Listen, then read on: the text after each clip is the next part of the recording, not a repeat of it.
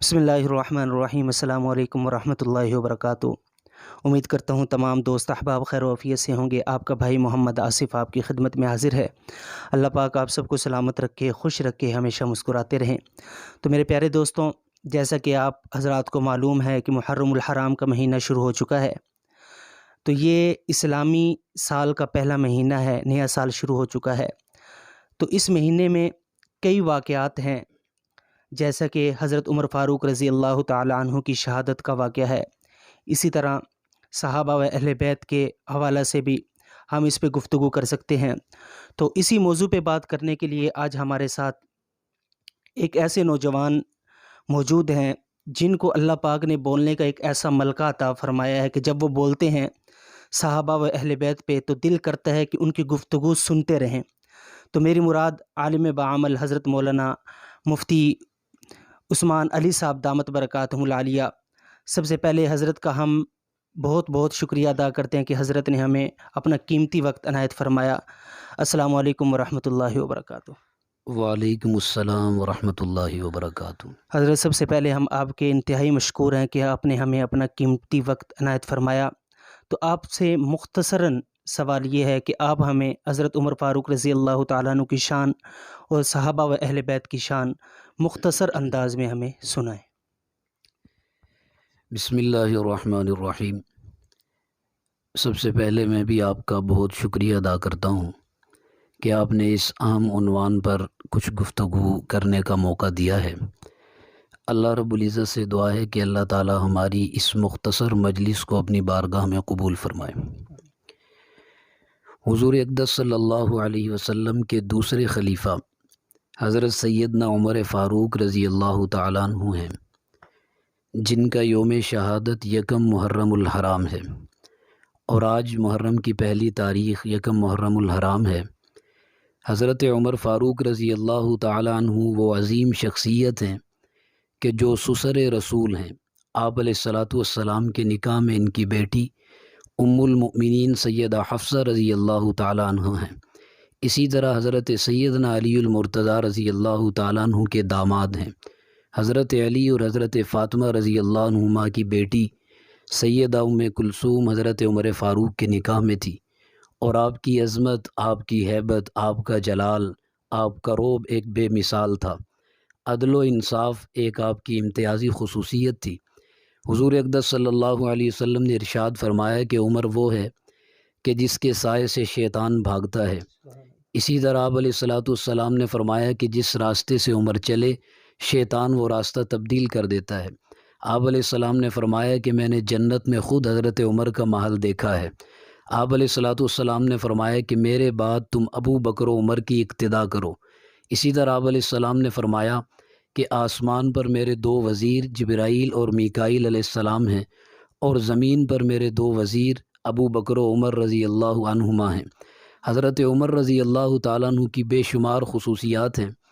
اسی طرح آپ علیہ السلام کی ایک حدیث مبارکہ کا مفہوم ہے کہ اے عمر، جب تک تم موجود ہو فتنے تم مسلمانوں تک نہیں پہنچ سکتے۔ یہی وجہ ہے کہ سید ابو ذر رضی اللہ تعالی عنہ آپ کے بارے میں فرمایا کرتے تھے کہ وہ دروازہ کہ جو فتنوں کے بند پر باندھا گیا ہے، اس کا تالا حضرت عمر بن خطاب رضی اللہ تعالی عنہ ہے۔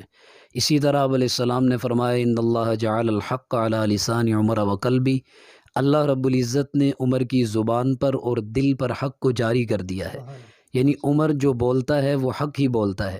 اسی طرح آپ نے فرمایا کہ لو کان بعدی نبی لکان عمر، اگر میرے بعد کوئی نبی ہوتا تو وہ عمر رضی اللہ تعالیٰ عنہ ہوتے۔ یہ وہ عظیم انسان ہیں کہ اگر زمین پر درہ ماریں تو زلزلہ تھم جاتا ہے۔ یہ وہ عظیم انسان ہیں کہ اگر یہ آواز پہنچانا چاہیں تو اللہ تعالیٰ ان کی آواز کو سینکڑوں میل دور حضرت ساریہ تک پہنچا دیتے ہیں۔ اگر دریا کو خط لکھیں تو دریا چل پڑتا ہے، اور اگر حضرت تمیم داری کو حکم دے کہ آگ کو مدینہ سے باہر دھکیل دو تو وہ رومال سے آگ کو مدینہ سے باہر دھکیل دیتے ہیں۔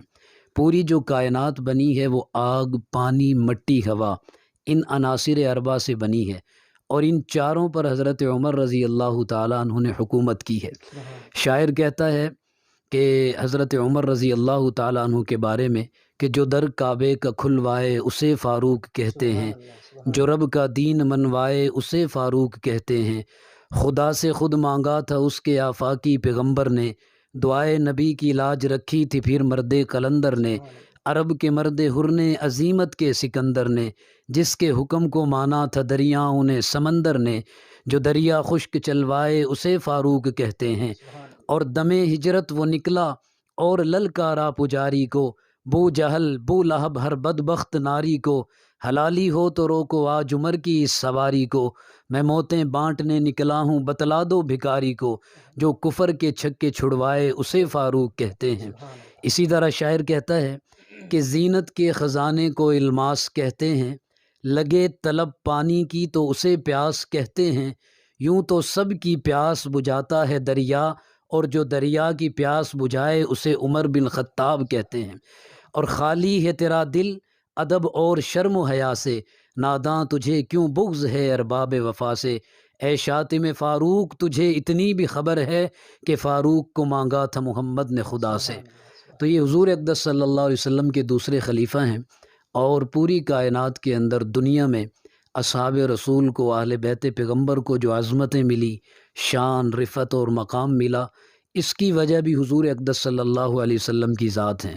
حضرت حسین رضی اللہ تعالیٰ عنہ وہ بھی نواسۂ رسول ہیں، صحابی رسول ہیں، ان کی نسبت بھی آپ علیہ الصلاۃ والسلام پر ہوئی تو اللہ رب العزت نے ان کو جنتی نوجوانوں کا سردار بنا دیا۔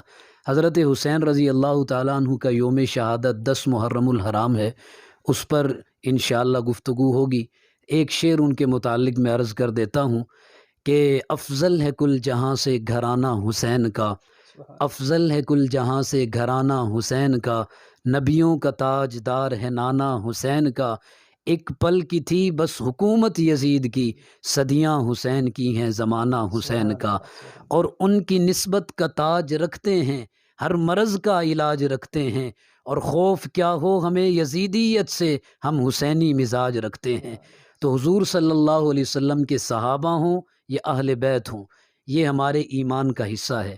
آپ علیہ الصلاۃ والسلام کے 1,44,000 کم و بیش صحابہ، اسی طرح آپ کے اہل بیت پیغمبر، وہ سب کے سب جنتی ہیں۔ اللہ رب العزت ان سے راضی ہیں، وہ اللہ سے راضی ہیں۔ اللہ تعالیٰ سے دعا ہے کہ اللہ تعالیٰ ہمیں ان سے سچی محبت کرنے کی توفیق نصیب فرمائے، اور ہمیں اپنی زندگی انہی کے مطابق بسر کرنے کی توفیق نصیب فرمائے۔ آخر میں ایک بار پھر میں جناب محترم قاری محمد آصف صاحب کا شکریہ ادا کرتا ہوں کہ جنہوں نے اس اہم عنوان پر گفتگو کا موقع عطا فرمایا۔ اللہ رب العزت نے اخلاص کے ساتھ مزید دین کا کام کرنے کی توفیق نصیب فرمائے۔ وآخر الدعوانا الحمدللہ۔ تو الحمدللہ جیسا کہ آپ نے سنا، حضرت مولانا عثمان علی صاحب فاروق و حسین پہ مدلل اور بڑی زبردست گفتگو فرما رہے تھے۔ تو اسی کے ساتھ امید کرتا ہوں آج کی ویڈیو آپ کو بہت زیادہ پسند آئی ہوگی۔ ہنستے رہیے، مسکراتے رہیے، اپنا بہت سارا خیال رکھیے گا، دعاؤں میں یاد رکھیے گا۔ السلام علیکم ورحمۃ اللہ وبرکاتہ۔